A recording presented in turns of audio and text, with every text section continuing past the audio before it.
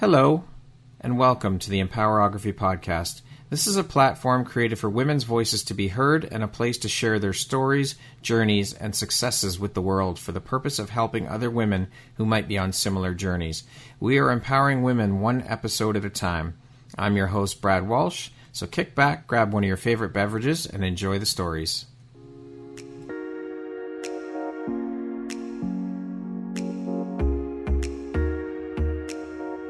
If you're looking for jewelry that makes an impact on your self-care routine and your style, Empowerography would love to offer you a discount code to one of our exclusive partners, Quartz & Canary Jewelry and Wellness Company. Please use code EMPOWER15 to receive 15% off upon checkout at www.quartzandcanary.com. Quartz & Canary is truly the place where spirituality meets style. Hello there, Brad Walsh here, your host of the Empowerography Podcast. Today, my guest is Vanessa Ferro. She is the owner, founder, and principal designer at Vanessa Ferro Design. How are you doing today, Vanessa? I'm great. Thanks for having me, Brad. How are you? I'm doing very well, thank you. Thank you so much for taking the time to be here today and share a bit about your story and your journey with us. I appreciate you taking the time, and I appreciate you being here. Yes, thanks for inviting me. This will be fun. Well, let's jump right in then.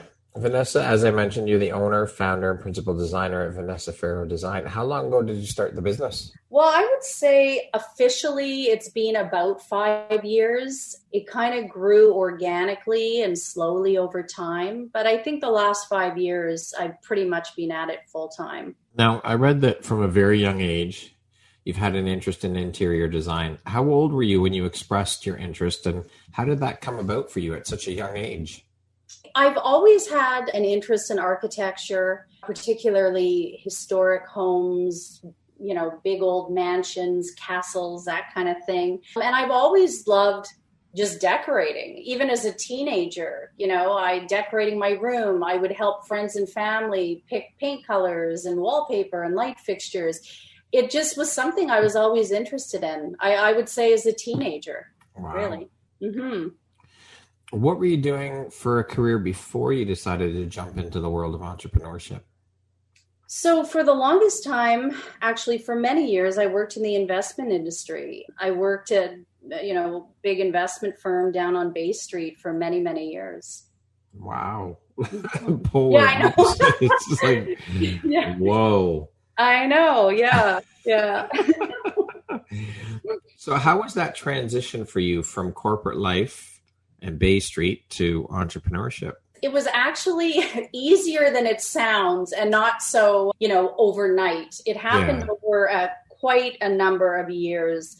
And it also really, I was kind of forced into it, so to speak. When my second son was born, he was very, very ill. So I was not able to go back to work. I had to be with him 24/7. I couldn't leave him in the care of really anyone else who wasn't properly trained. He had to have a tracheostomy tube to breathe for 2 years. Oh, wow.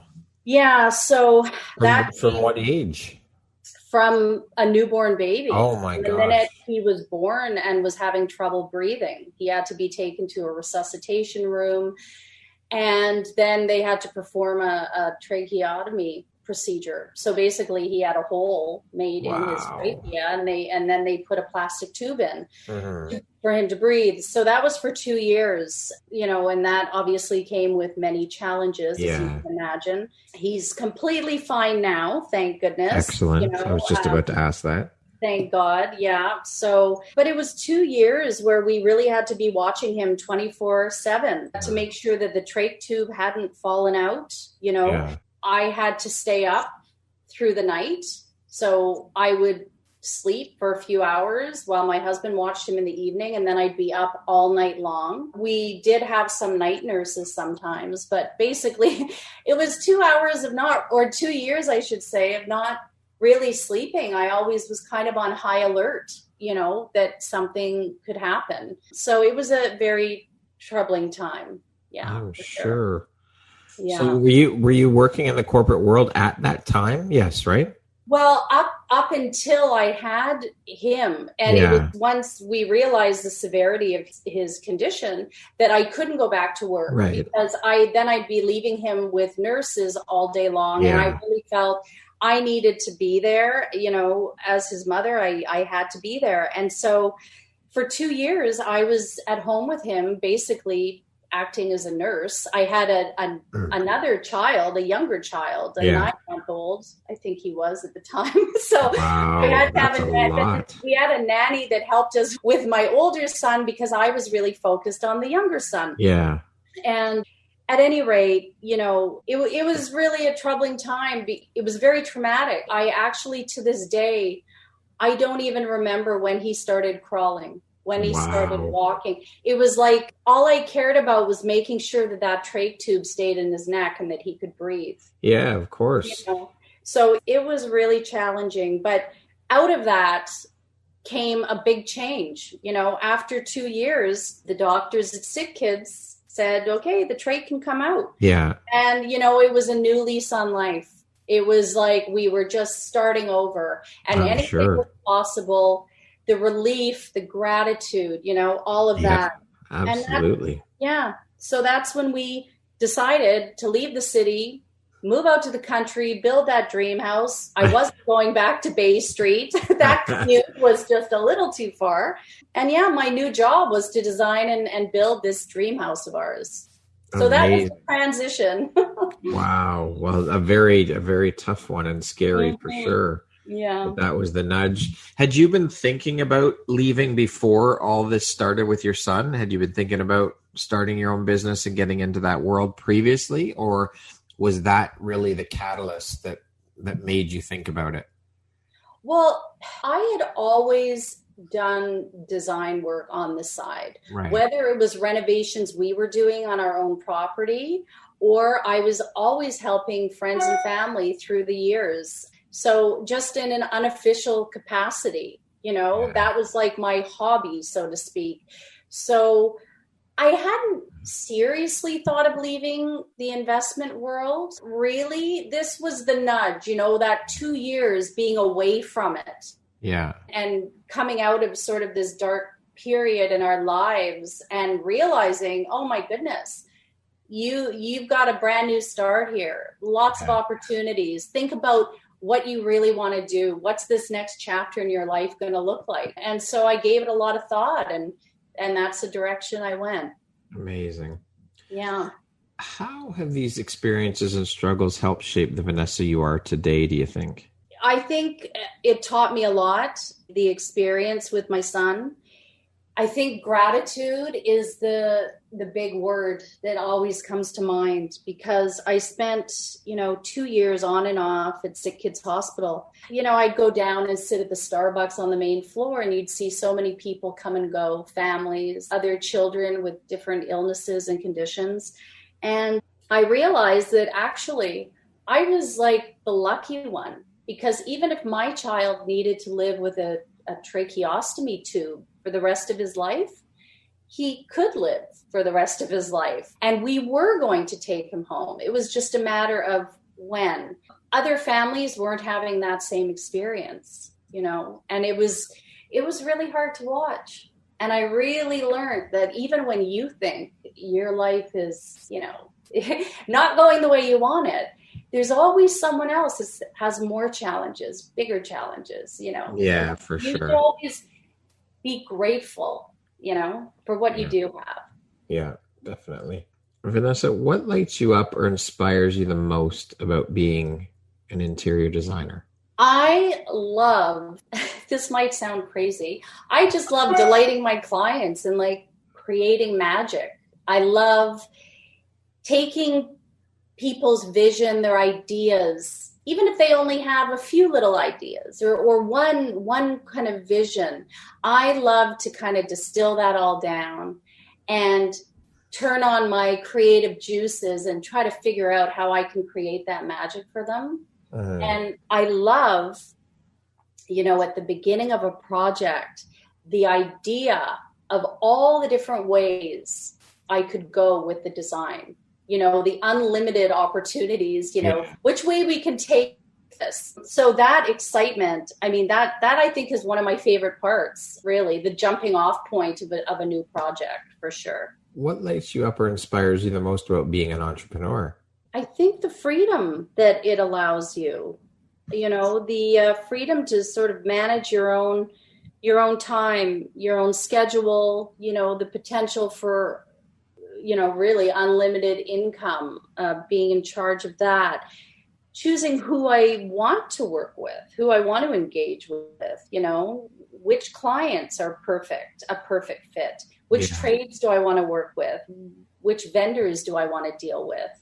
All of that, really, it's all in your control. Yeah, it's an amazing feeling having all that control and just being your own boss, not having someone breathing down your neck. Well, I mean, sorry, let me rephrase that, because your clients, I mean, it's funny because when you think about it, yes, we work for ourselves, but really we do have bosses because we have our clients are our bosses. That's who we're here to please, right? That's right. Yeah. At the end of the day. Yeah. Yeah. We still do have a boss and someone to report to. That's right. For sure. And you want them to be pleased at the end of it all. For sure. For sure. Yeah. Mm-hmm. Where do you pull your inspiration from when you decide to take on a design project? For me, inspiration is like everywhere. It absolutely everywhere. It could literally be a scarf that I see, the colors, the pattern. It could be something I saw when I was traveling. It could be a picture of a cabinet, an antique cabinet that I love, that could be a jumping off point for an entire space. I do actually get like these visions. And when I'm thinking of a cabinet here, this happened in my own kitchen. Mm-hmm. I woke up in the middle of the night and I just had this vision. Okay, I need this black cabinet. It needs to look like it came from a French bistro, some vintage bistro. And I designed the entire space around that cabinet. Awesome. So yeah, I get these visions, I call it. But really, it's like, it pops into my head. And yeah, like I say, it could be a scarf I saw a year ago or a picture at a museum. Something gives me that inspiration, but it's all around me. Isn't it an amazing feeling though? I mean, you think about people when they say, oh, I couldn't sleep because I was stressed about work and work kept me up all night. But when this type of thing keeps you up or wakes you up, it's so incredible because it's exactly the opposite. It's not stress. It's because you're so excited and amped up to get your idea out of your head and onto paper. Yeah, exactly. It makes me think of, songwriters who sleep with a recorder beside their bed because a song comes to them in the middle of the night and they have to like quickly get it down on the tape, right? That's right. Yeah. Can you briefly walk us through your process for working with clients from the time they contact you to when you finish the project? Yeah, for sure. I've really narrowed down my process. So I always start with a complimentary discovery call. So we'll chat for 30, maybe 45 minutes just to see if we're a good fit. I ask a lot of questions. They may not be directly related to interior design or the proposed project, but I just like to get a sense of the person I'm speaking to.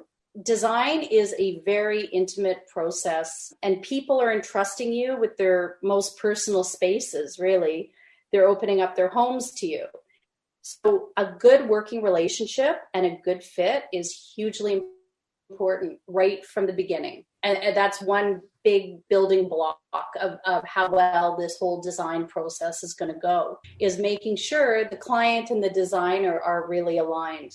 So I love that discovery call just for that. Like I say, even if we're not specifically talking interior design the whole time. Right. So that's the first thing. Then after that, I'll schedule a home review. I'll go into their homes or the new build or whatever the project is, and we'll go through it for about 2 hours. We'll talk about the scope of work, timelines, proposed investment. And after that, I'll do up a design proposal and then get to work. And that's how it goes.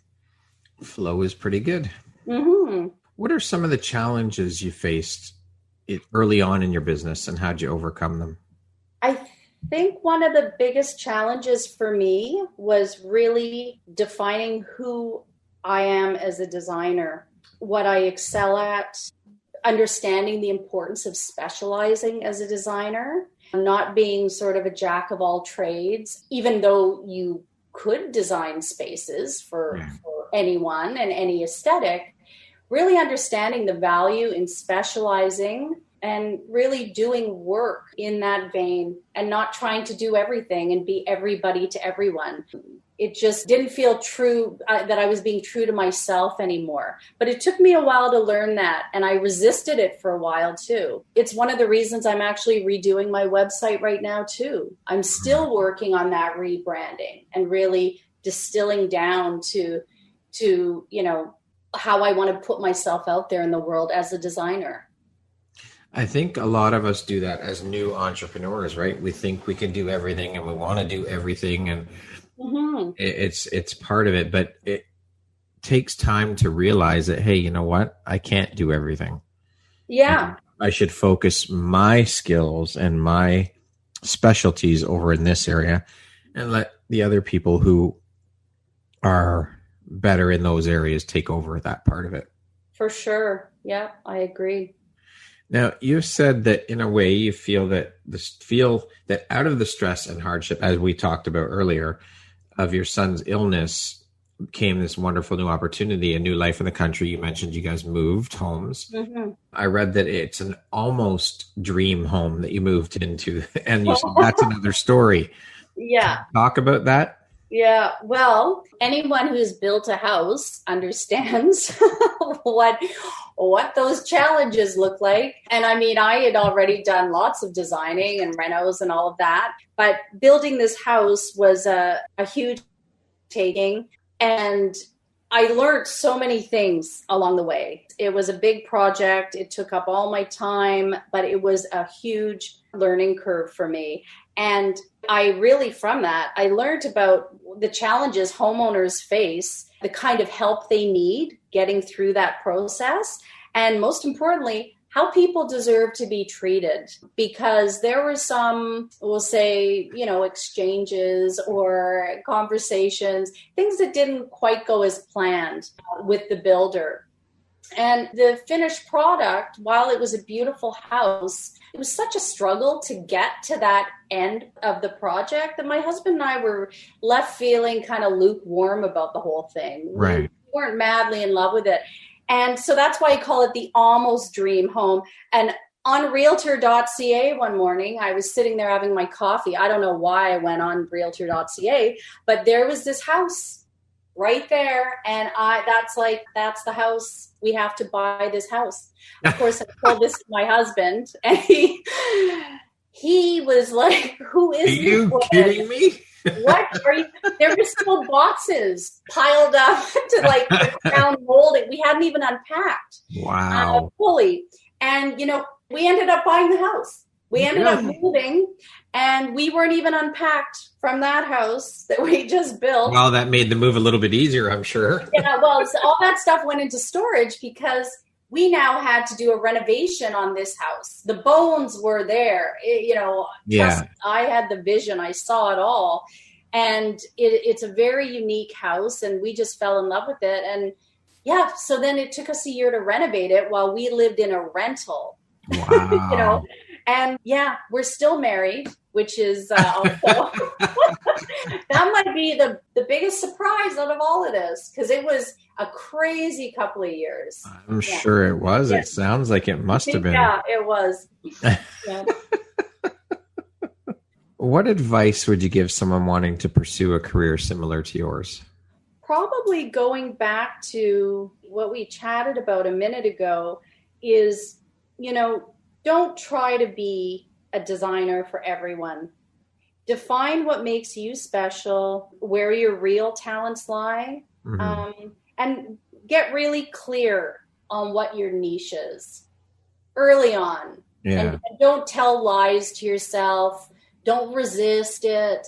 You may not have as many clients right off the hop, but the clients you do get, they're going to be the right clients. And I wish I knew that, 5 years ago. Yeah. Well, you know it now, so. Oh, yeah. There you go.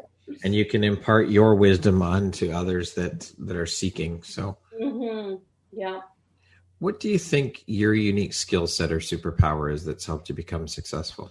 I don't know if it's unique per se, but I do know that I've had a lot of perseverance coupled with a lot of passion. I just haven't given up, but the passion is really part of it. I haven't given up because design is so much a part of me. It's so innate. I love it so much that I just almost can't imagine not doing it in some capacity. It's like, I just won't quit. I have persevered. I've continued to learn. That's a big thing. Yeah. No one has all the answers, as I've just discussed. So continuing to learn, to challenge yourself, you listen to your peers, you hire a coach, you develop processes that make you more productive and hopefully, lead to more profitability. And you really have to sit back and analyze where your successes were, where your failures were, but then just move on, just keep on moving and just, keep going down the path. That's all I can say. Yeah. Speaking of success, how do you define the word success? What does that word mean to you? I guess when you're, spending a good part of your time or a good part of your days doing something that you really love, that just doesn't feel like you're working. Yeah. It brings great joy, and also it brings great joy to others. It's simple. It's just a feeling of happiness, contentness. You feel that passion. It energizes you, and you don't realize you're working. That to me is success. Yeah. To date, what would you say is your biggest high or your greatest win? Definitely the biggest high was that period of time where my son was recovering. And like I say, we just felt like we had this new lease on life. The relief that we felt, the gratitude, the excitement. I mean, it was literally like we were just starting anew and anything was possible. So, I mean, I don't think I've ever felt there was a greater high than that. It was a second chance. Yeah. Yeah. What would you say is one of the most important things you've learned in your life? And what was your life like before learning it? And what was your life like after learning it?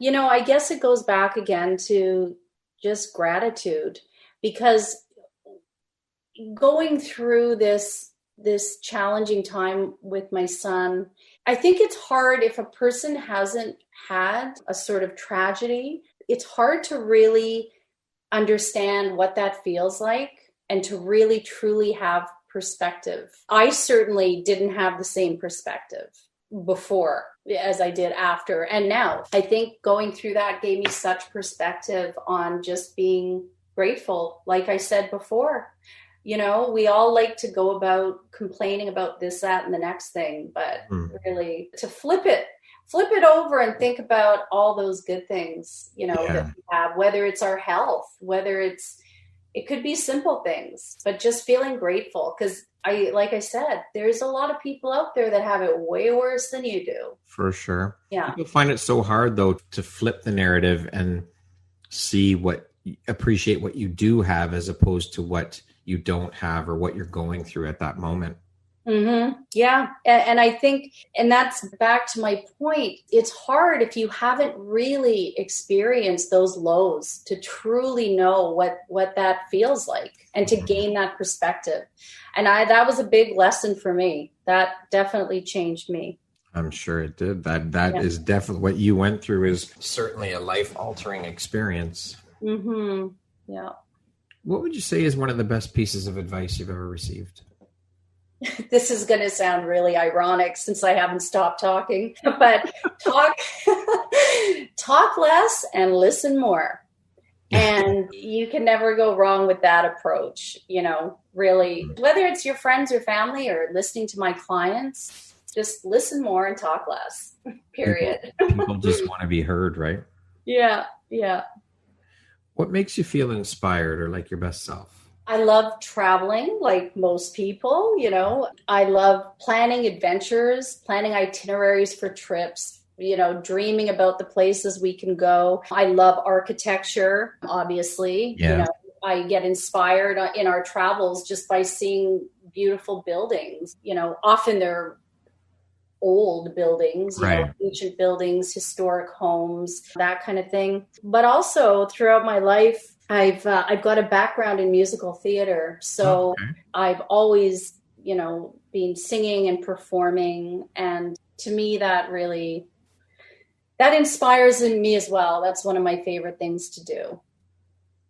How long did you pursue that musical theater?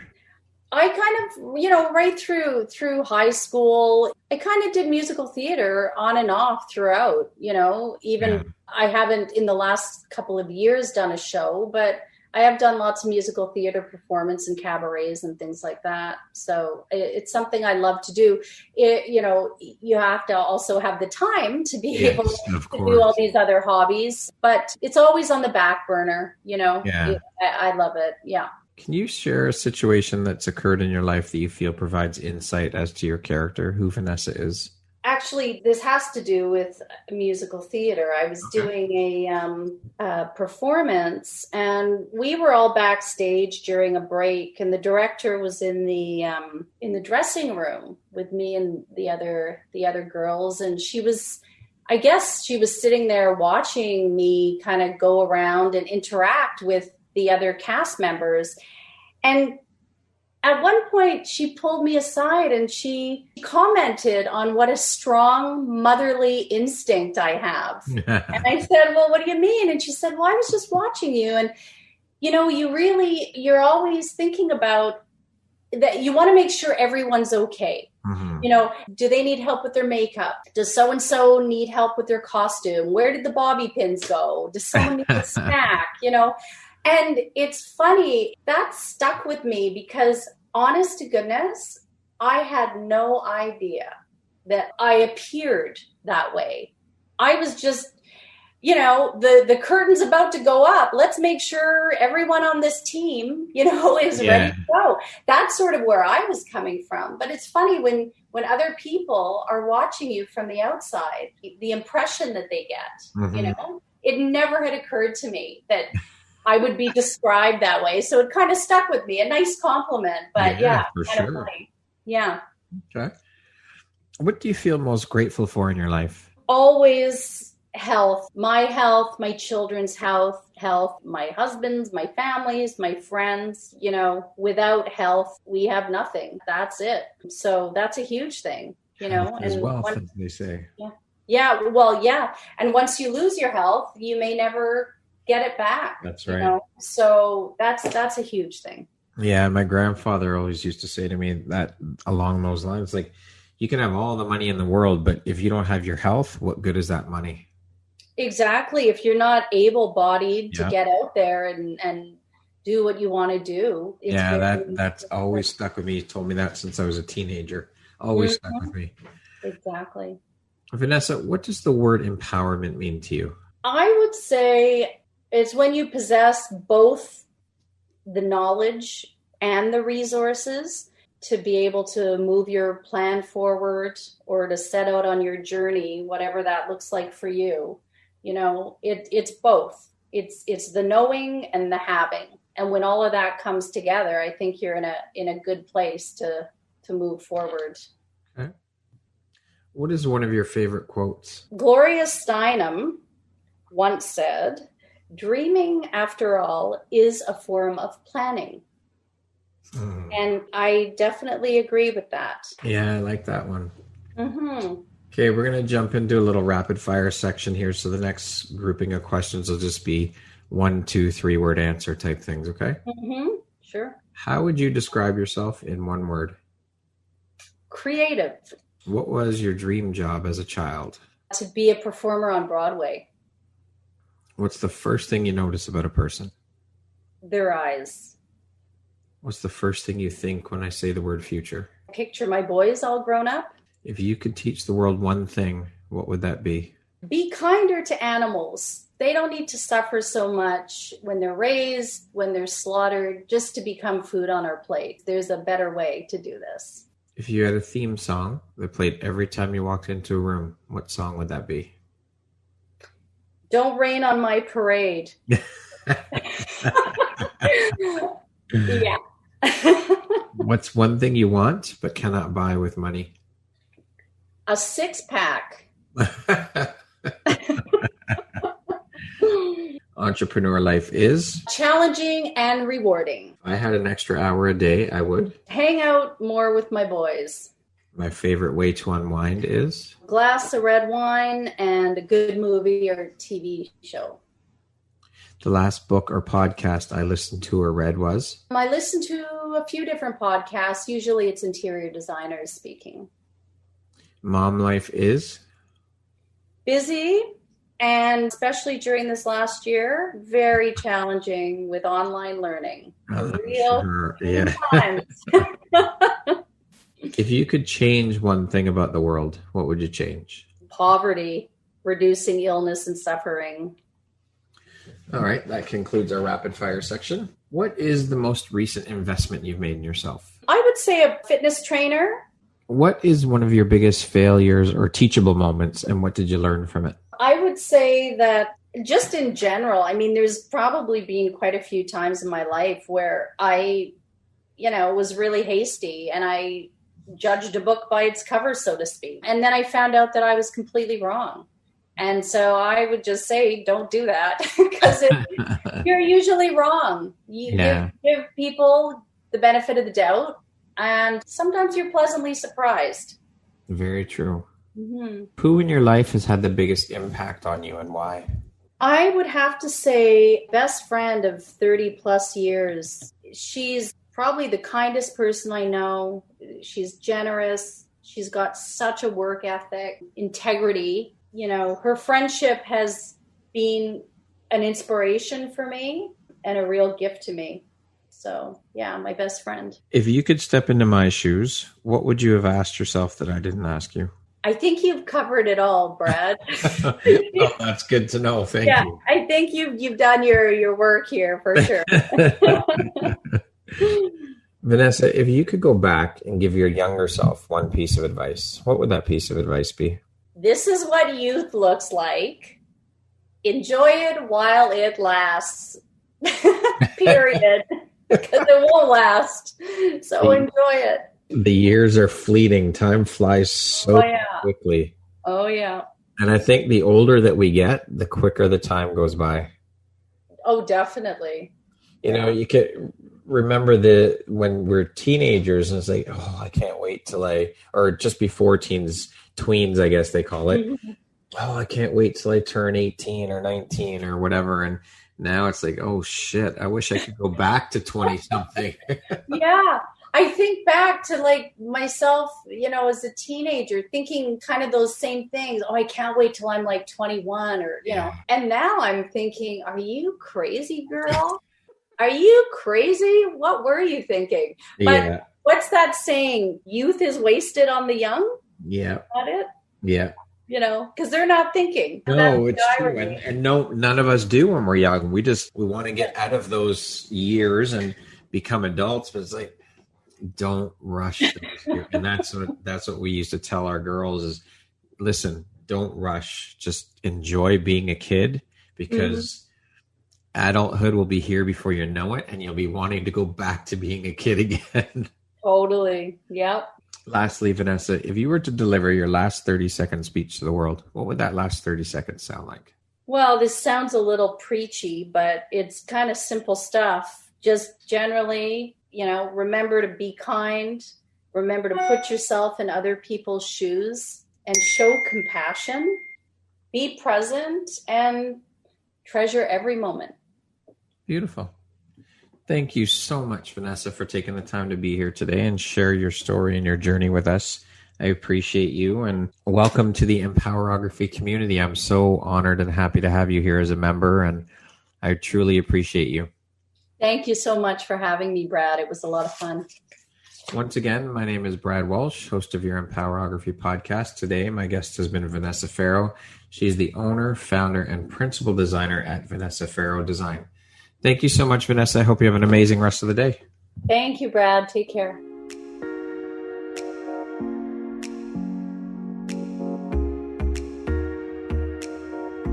Thank you very much for listening to this podcast. If you haven't yet, please be sure to subscribe, rate, review, and share with all your friends. You can find me at viseuphoria.ca and follow me on Instagram at Empowerography Podcast and on Facebook at Empowerography. Please join me next time for another inspirational story from yet another amazing woman.